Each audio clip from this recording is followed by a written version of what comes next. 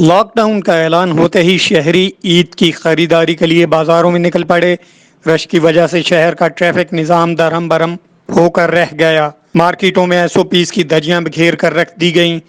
Traffic jam سے مسائل بڑھ گئے اور لوگ ذہنی اذیت کا شکار رہے۔ سونے پر سہاگا، اشاروں کی بندش نے ٹریفک کا نظام مزید درہم برہم کر دیا۔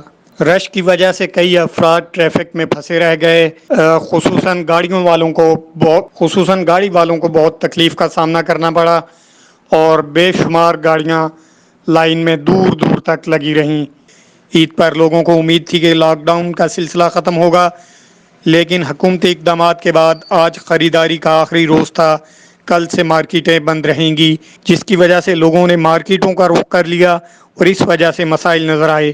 عید الاضحیٰ پر حکومت کی جانب سے لاک ڈاؤن کا اعلان کیا گیا ہے، جو آج رات 12 بجے سے نافذ العمل ہوگا۔